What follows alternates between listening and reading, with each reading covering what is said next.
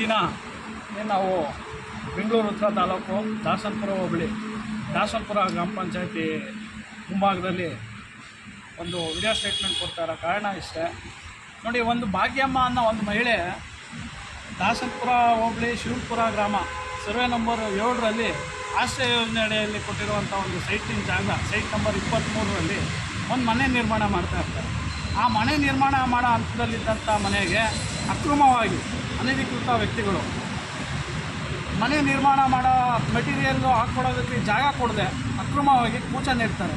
ಆ ನೆಟ್ಟಿದ್ದನ್ನ ಕೇಳಿದ್ದಂಥ ಸಂದರ್ಭದಲ್ಲಿ ಒಂದಿನ 2 ದಿನ ಬಿಟ್ಟ ನಂತರ ಪಂಚಾಯಿತಿ ವತಿಯಿಂದ ಅನುಮೋದಿಸಲಾಗಿದೆ, ಸದಸ್ಯರುಗಳು ಕೂಡ ನಿರ್ಣಯ ಮಾಡಿದ್ದಾರೆ ಅಂತ ಹೇಳ್ಬಿಟ್ಟು ಗೌರವಾನ್ವಿತ ಸಂವಿಧಾನ ಶಿಲ್ಪಿ ವಿಶ್ವರತ್ನ ಬಾಬಾ ಸಾಹೇಬ್ ಅಂಬೇಡ್ಕರ್ ಅವರ ಒಂದು ಫೋಟೋವನ್ನು ಅನಧಿಕೃತವಾಗಿ ಯಾವುದೇ ಸಂಘಟನೆ ರಿಜಿಸ್ಟ್ರೇಷನ್ ಇಲ್ಲದೆ ಅದನ್ನು ಅಲ್ಲಿ ಬಳಸ್ಕೊಂಡಿದ್ದಾರೆ.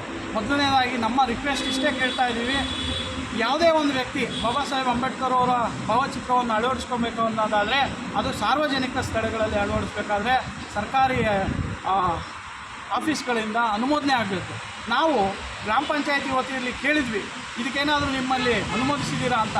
ಆ ಅಧಿಕಾರಿಗಳು ಹೇಳ್ತಾ ಇದ್ದಾರೆ, ಇದು ನಮ್ಮ ಮಾಹಿತಿಗೆ ಬಂದಿಲ್ಲ ಸರ್, ನಮ್ಮ ಗಮನಕ್ಕೆ ಬಂದಿಲ್ಲ. ಪಿ ಡಿ ಒ ಅವ್ರು ಹೇಳ್ತಾ ಇದ್ದಾರೆ, ನಾವು ಇದಕ್ಕೆ ಸಂಬಂಧಪಟ್ಟಂಗೆ ದಿನಾಂಕ 22/7/2024ರಲ್ಲಿ ಒಂದು ಅರ್ಜಿ ಕೊಡ್ತೀವಿ. ಏನಂತ, ಅನಧಿಕೃತ ವ್ಯಕ್ತಿಗಳು ಕೂಚ ಹಾಕಿದ್ದಾರೆ ನಮ್ಮ ಮನೆ ಮುಂಭಾಗದಲ್ಲಿ, ದಯಮಾಡಿ ಇದನ್ನು ತೆರವುಗೊಳಿಸ್ಕೊಡಿ ಅಂತೇಳಿ ಪಂಚಾಯತಿಗೆ ಅಧಿಕಾರಿಗಳಿಗೆ ನಮ್ಮ ಭಾಗ್ಯಮ್ಮ ಅನ್ನೋರು, ನಮ್ಮ ಅಕ್ಕ, ಇವರು ಒಂದು ಲೆಟ್ರ್ ಕೊಡ್ತಾರೆ. ಈ ಲೆಟ್ರ್ ಕೊಟ್ಟರೂ ಕೂಡ ಈ ಅಧಿಕಾರಿ ವರ್ಗದವರು ಯಾವುದೇ ರೀತಿ ಸ್ಥಳ ಪರಿಶೀಲನೆ ಮಾಡಲ್ಲ. ಇದುವರೆಗೂ ಇವತ್ತು 1ನೇ ತಾರೀಕಲ್ಲಿದ್ದೀವಿ ನಾವು, ಇದು 10 ದಿನ ಕಳೆದರೂ ಕೂಡ ಯಾವುದೇ ಒಂದು ರೀತಿಯಾಗಿ ಸ್ಥಳ ಪರಿಶೀಲನೆ ಮಾಡಲ್ಲ, ಏನೂ ಮಾಡದೆ ಇಲ್ಲಿ ನಾವು ಬಂದಂಥ ಕೇಳಿದಂಥ ಸಂದರ್ಭದಲ್ಲಿ ನಮ್ಮ ಅಧಿಕಾರಿ ವರ್ಗದವರಾದಂಥ Shrimati P D O madam ಹೇಳ್ತಾರೆ, ಸರ್ ಇದು ನನ್ನ ಗಮನಕ್ಕೆ ಬಂದಿಲ್ಲ ಅಂತ. ಸೊ ಅದೇ ಅವ್ರ ಸಮ್ಮುಖದಲ್ಲೇ ಒಬ್ಬರು ಎಸ್ ಟಿ ಎ ಮೂರ್ತಿ ಅನ್ನೋರು ಅವರು ನಾನು ರಿಸೀವ್ ಮಾಡಿಕೊಂಡೆ ಸರ್, ಅವತ್ತಿನ ದಿನದಲ್ಲೇ ನಾನು ಇದನ್ನು ಮೇಡಮ್ ಅವ್ರಿಗೆ ಮಾಹಿತಿ ಕೊಟ್ಟಿದ್ದೀನಿ ಅಂತ ಅವ್ರು ಹೇಳ್ತಾರೆ. ಮೇಡಮ್ ಅವ್ರು ಹೇಳ್ತಾರೆ, ಪಿ ಡಿ ಒ ಅವರು ನನ್ನ ಮಾಹಿತಿ ಗೊತ್ತಿಲ್ಲ ಸರ್ ಅಂತ ಹೇಳ್ತಾರೆ. ಈ ರೀತಿ ಅಧಿಕಾರಿಗಳು ಜನಸಾಮಾನ್ಯರಿಗೆ ತೊಂದರೆ ಕೊಡೋದಕ್ಕೋಸ್ಕರ ಏನು ಈ ಗ್ರಾಮ ಪಂಚಾಯತಿ ಚುನಾಯಿತ ಪ್ರತಿನಿಧಿಗಳು ಅವ್ರ ಪರವಾಗಿ ಕೆಲಸ ಮಾಡ್ತಾ ಜನಸಾಮಾನ್ಯರಿಗೆ ಅನ್ಯಾಯ ಮಾಡ್ತಾ ಇದ್ದಾರೆ. ದಯಮಾಡಿ ಇಂಥ ಅಧಿಕಾರಿಗಳನ್ನು ಸರ್ಕಾರದ ಕೆಲಸದಿಂದ ವಜಾಗೊಳಿಸಿ ಉತ್ತಮವಾದಂಥ ಅಧಿಕಾರಿಗಳನ್ನ ಆಯೋಜನೆ ಮಾಡಿಕೊಡಿ ಅಂತ ಹೇಳ್ಬಿಟ್ಟು ಕೂಡ ನಾವು ನಮ್ಮ ರೆವಿನ್ಯೂ ಡಿಪಾರ್ಟ್ಮೆಂಟ್ಗೆ ನಮ್ಮ ಕರ್ನಾಟಕ ಪೊಲೀಸ್ ವತಿಯಿಂದ ಮುಂದಿನ ದಿನಗಳಲ್ಲಿ ಮನವಿ ಕೂಡ ಮಾಡ್ತೀವಿ.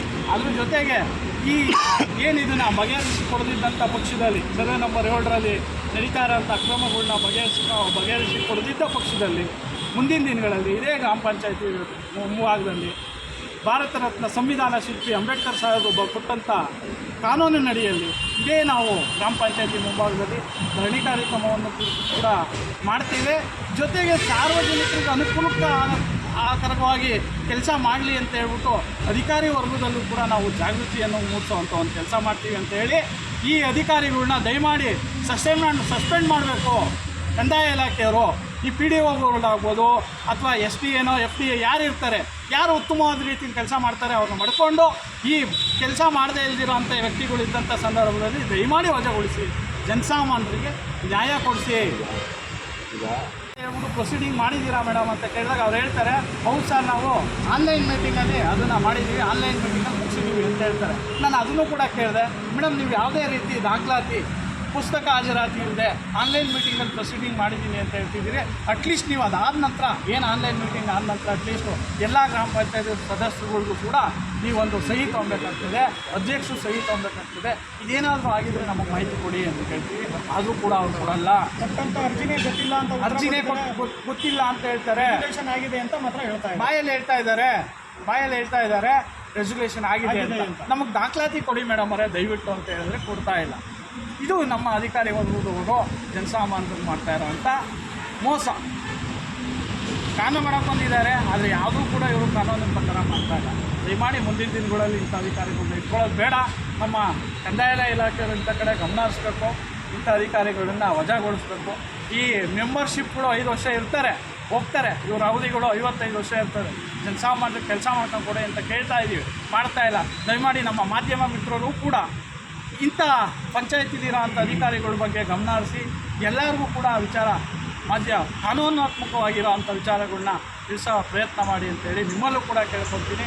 ಏನು ನಮ್ಮ ಗ್ರಾಮ ಪಂಚಾಯತಿಗೆ ಈಗಾಗಲೇ ಮನವಿ ಕೊಟ್ಟಿದ್ದೀವಿ, ನೋಡೋಣ ಅವರು ಸ್ಥಳಕ್ಕೆ ಬರ್ಬೋದೋ ಇಲ್ವೋ ಕಾದು ನೋಡಿಬಿಟ್ಟು ಮುಂದಿನ ದಿನಗಳಲ್ಲೂ ನಮ್ಮ ಮಾಧ್ಯಮ ಇಲಾಖೆಯವ್ರಿಗೂ ಕೂಡ ನಾವು ಕೂಡ ನಿಮ್ಮ ಗಮನಕ್ಕೆ ತರ್ತೀವಿ. ನಿಮ್ಮ ಸಹಕಾರದೊಂದಿಗೆ ನಾವು ನೀವೆಲ್ಲ ಸೇರಿ ಜನಸಾಮಾನ್ಯರಿಗೆ ನ್ಯಾಯ ಕೊಡಿಸುವಂಥ ಒಂದು ಕೆಲಸ ಮಾಡೋಣ ಅಂತೇಳಿ ಕೇಳ್ತೀನಿ. ನಾನು ದೇವಿಕುಮಾರ್ ಅಂತೇಳಿ ಕರ್ನಾಟಕ ದಿನಸೇನೆ ಕರ್ನಾಟಕ ರಾಜ್ಯ ಕಾರ್ಯಾಧ್ಯಕ್ಷ ಕೆಲಸ ಮಾಡ್ಕೊಂಡು ಹೋಗ್ತಾ ಇದ್ದೀನಿ.